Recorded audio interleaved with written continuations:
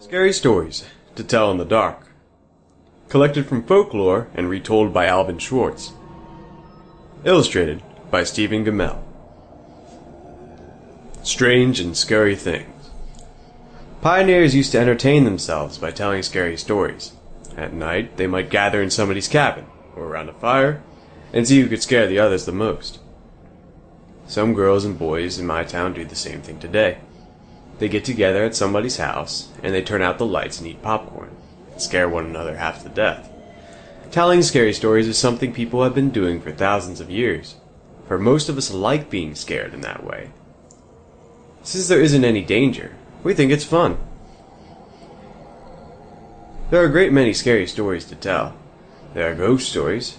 There's tales of witches, devils, boogeymen, zombies, and vampires. There are tales of monstrous creatures and of other dangers. There are even stories that make us laugh at all this scariness. Some of these tales are very old, and they are told around the world, and most have the same origins. They are based on things that people saw or heard or experienced, or thought they did. Many years ago, a young prince became famous for a scary story he started to tell, but did not finish. His name was Mamilius, and he was probably 9 or 10 years old. William Shakespeare told about him in The Winter's Tale.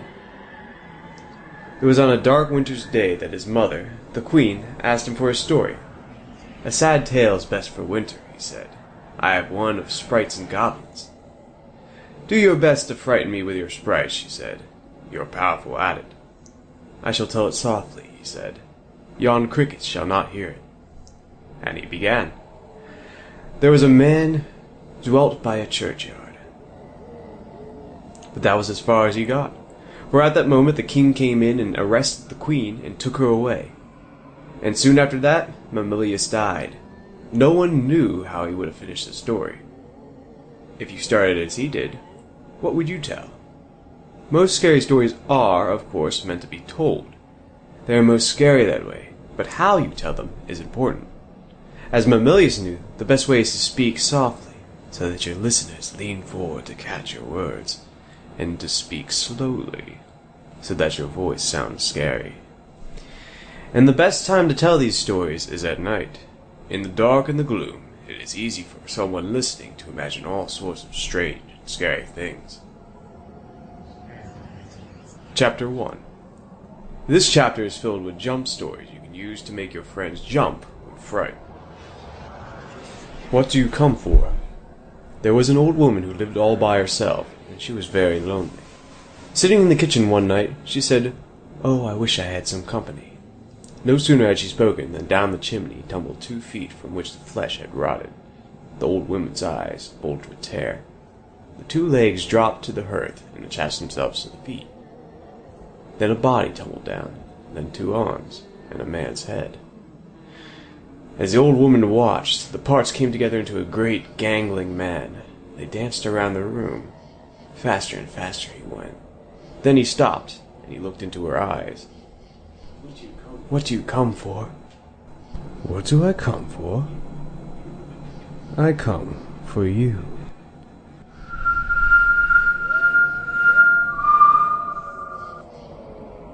The Big Toe. A boy was digging at the edge of the garden when he saw a big toe. He tried to pick it up, but it was stuck to something. So he gave it a good hard jerk, and it came off in his hand.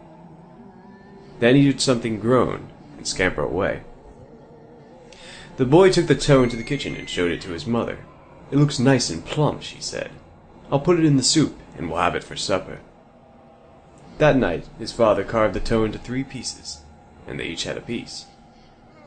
Then they did the dishes, and when it got dark, they went to bed. The boy fell asleep almost at once, but in the middle of the night, a sound awakened him. It was something out in the street.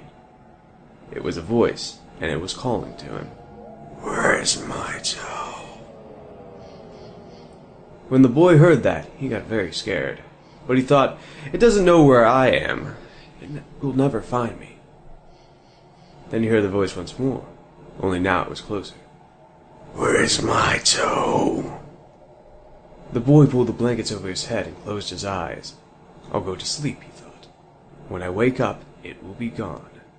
But soon he heard the back door open, and again he heard the voice. Where's my toe? Then the boy heard footsteps move through the kitchen, into the dining room, into the living room, and into the front hall. Then, slowly they climbed the stairs. Closer and closer they came. Soon they were in the upstairs hall. Now they were outside his door. Where's my toe? His door opened. Shaking with fear, he listened to the footsteps as they slowly moved through the dark and towards his bed. Then they stopped. Where's my toe?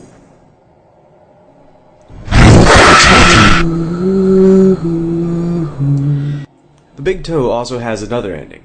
When the boy hears the voice calling for its toe, he finds a strange-looking creature up inside the chimney. The boy is so frightened he can't move. He just stands there and stares at it. Finally, he asks, "What you got such big eyes for?" "To look you through and through." "What you got such big claws for?" "To scratch up your grave." "What you got such a big mouth for?" "To swallow you whole."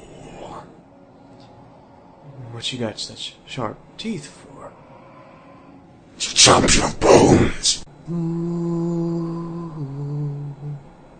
The walk. My uncle was walking down a lonely dirt road one day.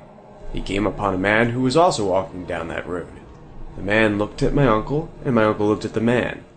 The man was scared of my uncle, and my uncle was scared of that man. They kept on walking, and it began to get dark. The man looked at my uncle, and my uncle looked at the man. The man was very scared of my uncle, and my uncle was very scared of that man. But they kept walking, and they came to a big woods. It was getting darker, and the man looked at my uncle, and my uncle looked at the man. The man was really scared of my uncle, and my uncle was really scared of the man. But they kept on walking, and deep down into the woods they went. It was getting darker, and the man looked at my uncle, and my uncle looked at the man. The man was terribly scared of my uncle, and my uncle was terribly scared of me.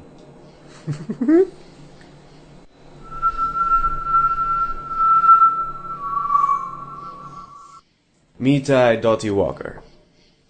There was a haunted house where every night a bloody head fell down the chimney. At least that's what people said.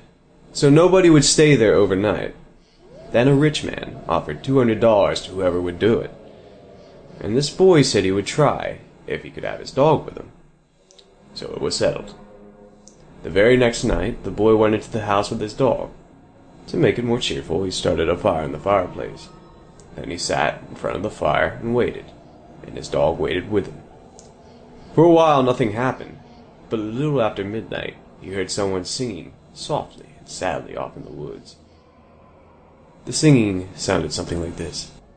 Mitai Dottie Walker. It's just somebody singing, the boy told himself, but he was frightened. Then the dog answered the song, softly and sadly it sang. Lynchy, ginchy, collie, molly, dingo, dingo. The boy could not believe his ears. His dog had never uttered a word before. Then a few minutes later, he heard the singing again. Now it was closer and louder, but the words were the same. Mitai Dottie Walker. This time the boy tried to stop his dog from answering. He was afraid that whoever was singing would hear it and come after them. But his dog paid no attention. Lynchy, ginchy, collie, molly, dingo, dingo. Half an hour later, the boy heard the singing again. Now it was in the backyard, and the song was the same. Mitai Dottie Walker. Lynchy, ginchy, collie, molly, dingo, dingo. Again the boy tried to keep his dog quiet, the dog sang out louder than ever. Soon the boy heard the singing again, and now it was coming down the chimney. Mitai Dottie Walker, lynchy, ginchy, collie, molly, dingo, dingo. Suddenly, a bloody head fell from the chimney. It missed the fire and landed right next to the dog. The dog took one look and fell over, dead from fright. The head turned and stared at the boy. Slowly, it opened its mouth, and... Dirty Walker. A man who lived in Leeds. Some say this rhyme does not mean anything. Others are not so sure. There was a man who lived in Leeds. He filled his garden full of seeds. And when the seeds began to grow, it was like a garden filled with snow. But when the snow began to melt, it was like a ship without a belt. And when the ship began to sail, it was like a bird without a tail. And when the bird began to fly, it was like an eagle in the sky. And when the sky began to roar, it was like a lion at my door. And more than the door began to crack, it was like a penknife in my back. And when my back began to bleed, I was dead, dead indeed.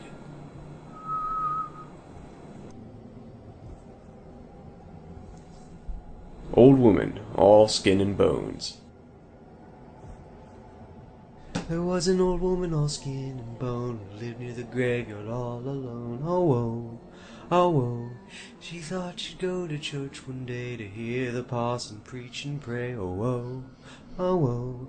And when she came to the church house stile, she thought she'd stop and rest a while. Oh, whoa, oh, whoa.